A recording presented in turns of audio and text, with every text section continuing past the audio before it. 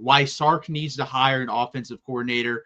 I think we're both on the same page at this point. He has to do it. I went digging because I was curious about this. So I went to teamrankings.com, which basically they keep a category or different categories on statistics. It's yard per game, points per game, da da da da da. I think all the way back to like 2015.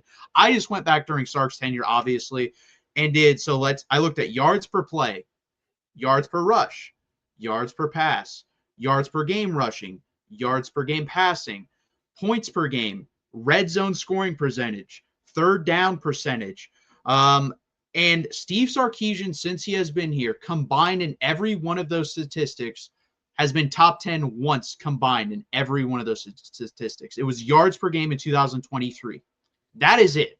I'm sorry, but if you're this quote unquote offensive genius, you can't be in the top 10 one time in those categories. That gives you, I think, 5 years, about 6 categories, 7 categories. We're talking 30 to 40 times between there, and you're in there one time. That's it.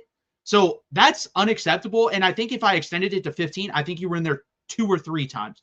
So this isn't anywhere close to where it needs to be. And if you look at those rankings, guys, it is littered with Georgia, Ohio State.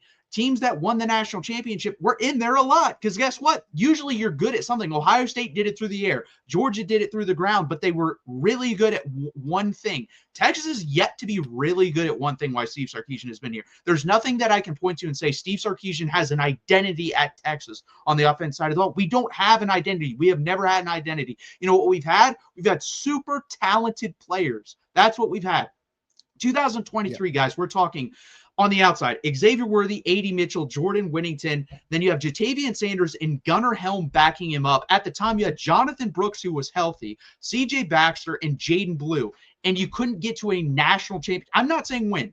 Get to a national championship game.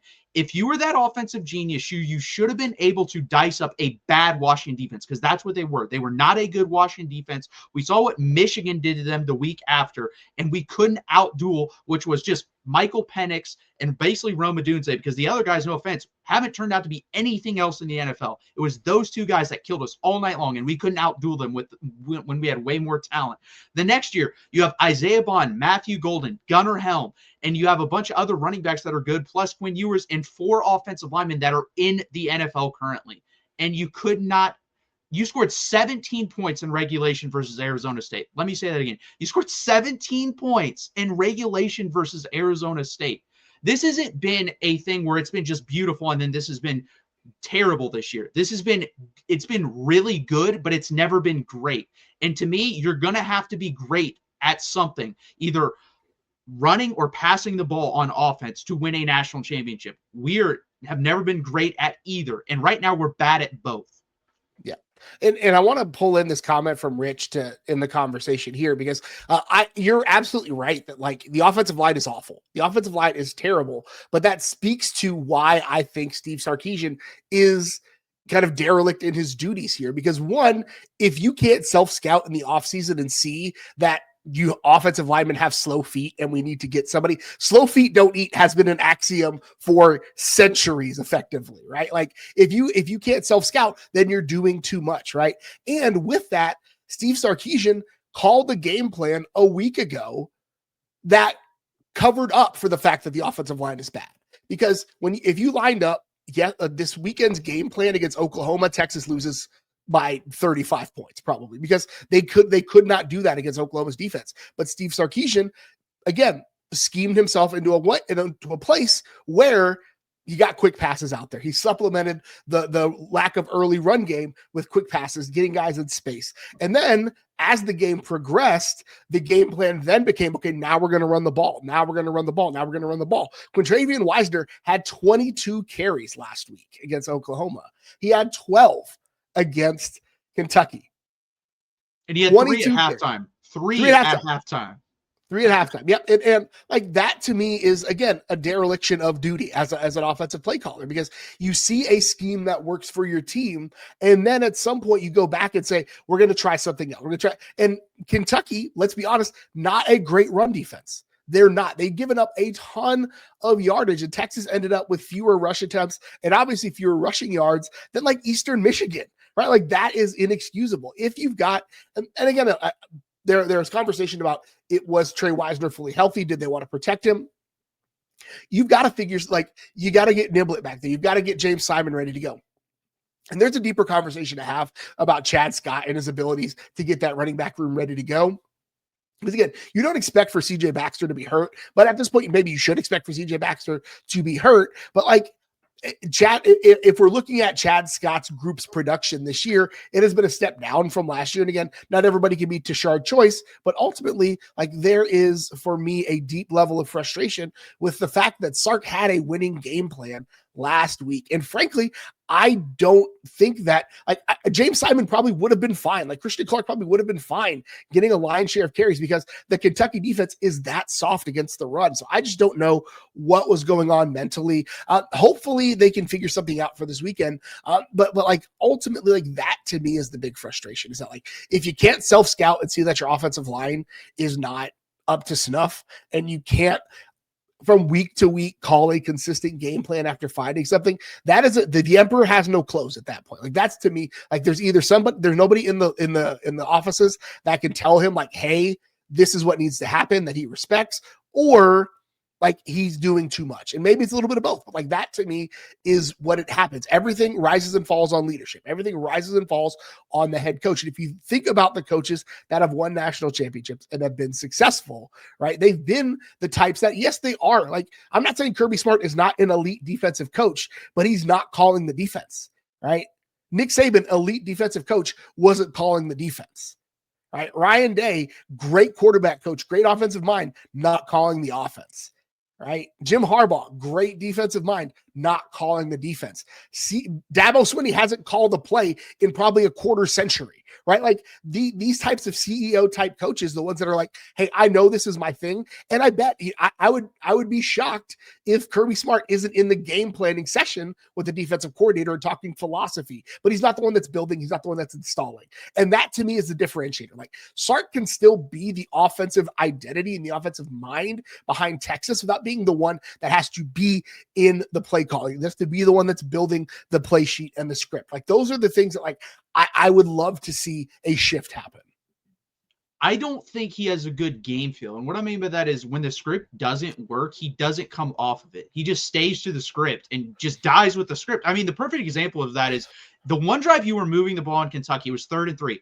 Great option to be in. And you run a double reverse pass.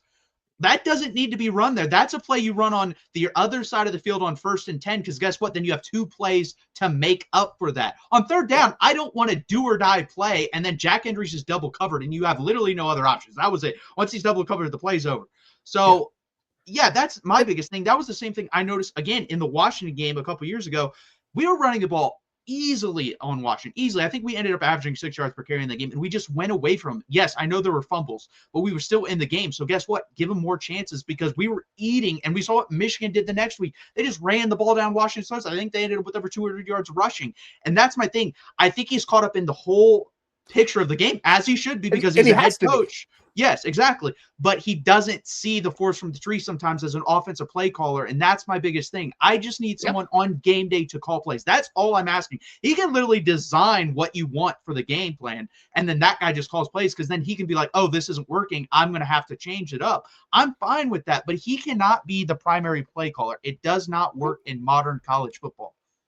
There's too much for a head coach to handle and manage in that situation. So you cannot be in the flow of the game and in the flow of it when you're also having to manage timeouts and decisions on both sides of the ball. Like, those are the things that, again, like, it hampers you as a play call. The Ron Swanson quote, like, don't half-ass 2 things, whole-ass 1 thing. Like, you become a half-asser at both being an offensive coordinator and a head coach, because you are dividing your attention. You cannot, multitasking is a myth. It's not a real thing. You're simply just dividing your attention in micro moments and becoming worse at both because you're having to divide your attention. That's not how the human brain works. The human brain works best when it's monofocused, when it's dialed in on something and able to get into a flow state. coordinate. And that ultimately is what an offensive play caller can do for both, right? Because you've got a guy who his job is simply just, I'm going to call plays on Saturday. My job is to see what's happening in the game, to talk to the coaches on the sidelines, to make sure that I know where our guys are at, what they're doing, and how things should progress. And then Sark can do all the other stuff. And like you said, during the week, he can help build the scripts. He can help design the plays. He can help with the install. But like on game day, there is way too much for him to be managing to be a good manager of the flow of the game offensively. 100%. And another stat, 7 of the last 9 Power 4 opponents, guys, we've scored 17 or less points in regulation. That's not going to get it done. It's just not. Like Arizona State, people don't remember. We did not play. We got 7 points from a punt return. And they came back in that game because of the ineptitude of us to be able to keep the ball and move the ball. Like we jumped up 14-0 and there was nothing else after that. And that happens a lot with Sark too. Like once he comes off script, it has been pretty bad actually throughout his tenure. We don't really move the ball after that. We might get lucky once in a while and break a run or break a pass, but that's about it. This year, it's been both. We don't have the script working. Then after that, there's nothing. So that's why you see what you get. And I completely agree. There's going to be guys available. You know, people say, well, what offensive coordinator do you want over Steve Sarkisian? If I got set 100% of Steve Sarkisian as an offensive play caller, I wouldn't choose many play callers. We're not getting that. We're probably getting 75% of Steve Sarkisian. And guess what? There's a lot of play callers I would choose over 75% of Steve Sarkisian.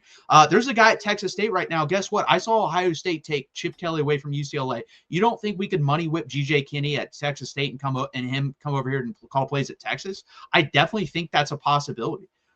We have the money to do so. We have the will to do so.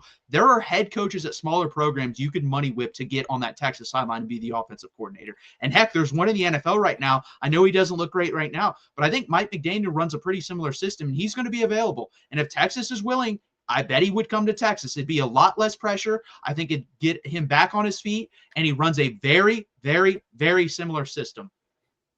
Yeah, and I think, I made the joke that like Billy Napier called an offense that beat the fire out of Texas a couple weeks ago, but Billy Napier is an offensive coordinator and he is a quarterback coach, right? And Florida fans were like, no, we don't want Billy calling plays anymore because he was a head coach offensive coordinator, right? Like Billy Napier, when he's been able to focus on just being the offensive coordinator or just being the quarterback coach, he's been good.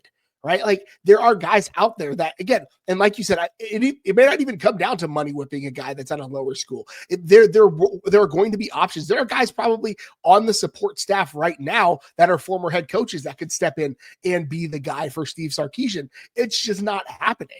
It's not happening, and I'm not sure what it's going to take Steve Sarkisian coming off of his own pride and his own, because I'm not saying that it's not a hard decision. It's hard giving up things that you love. It's hard giving up good things to do something great, right? But good is the enemy of great. He is a good head coach and play caller.